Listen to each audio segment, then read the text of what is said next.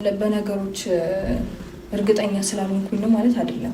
ታውቃለህ ምን ያህል ያንተን ነገር እንደማቅ ለኔ ያለንን ስሜት እንደማቅ ታውቃለህ አይደል? በዚህ ልክ ግን ይሄን ፈርዘር መሄድ አለብን ብዬ አላስብም። ሮታ ምን ይመስልሻል?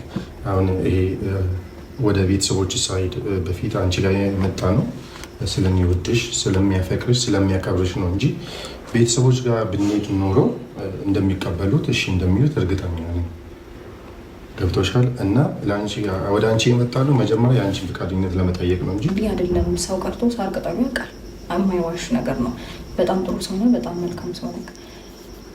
ግን በቃ አትሊስት እሺ ላስብበት፣ ትንሽ ጊዜ ስጠኝ። ላስብበትና ነገሮችን አሳውቃለሁ። አትሊስት ይህን ሳምንት እንኳን እንዳስብበት ታይም ስጠኝ። ተቀበለች። በቃ ሩታዬ ተቀበለች።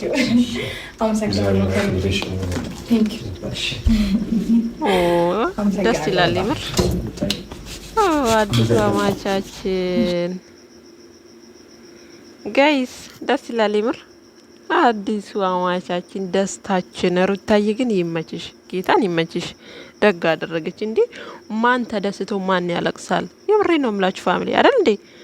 እነሱ እዛ ጋር አለም 9 ናት አለም 10 ሞላም ሲሉ እሷ ገና ቤት ቁጭ ብላ ከህፃኑ ጋር መጨናነቅ፣ ድብርት ውስጥ መግባት፣ ፊልም ይመስል የእነሱን ቪዲዮ ቁጭ ብሎ መመልከት። አስቡት ምን ያህል ጭንቀት እንዳለው። የምሬ ነው የምላችሁ። እና ደስታ ደግሞ ከልቡ ሰው ነው እግዚአብሔርን ፋሚሊ። እና ለሩታዬ ክብር ቢኖራት፣ ለሩታዬ ቢወዳት ቢያፈቅራት መሰለኝ ቤተሰቦቿ ጋር ሳይሄድ ግዴታ ከአንቺ ፍቃድ እፈልጋለሁ፣ አንቺ ይፋ እንድታደርግልኝ እፈልጋለሁ ብሎ ወደ ሩታዬ እንግዲህ አስፈላጊ የሆኑትን ሽማግሌዎች በጥቂቱ ይዞ ሄዶ ሩታዬም እንግዲህ አላሳፈረችም። የኔ ጀግና ሴት ማለት ነው። የምሬ ነው የምላችሁ። እንደዚህ ነው የሚያምርብሽ ሩታዬ። እና ዛሬ በተደረገው ደስታ፣ ዛሬ ባደረገው ነገር እውነት ለመናገር በጣም ደስ ብሎናል ጋይስ። የምሬን ነው የምላችሁ። ከመናገር የተነሳ እየተንተባተብኩላ ነው። እና ማን ተደስቶ ማን ያለቅሳል? እና ቁጭ ብለሽ ደግሞ የነሱን ቪዲዮ እያየሽ የድሮ ትዝታዎችሽ እየመጡ እየቀሰቀሱሽ ሌላ ጭንቀት መፍጠር የለብሽም።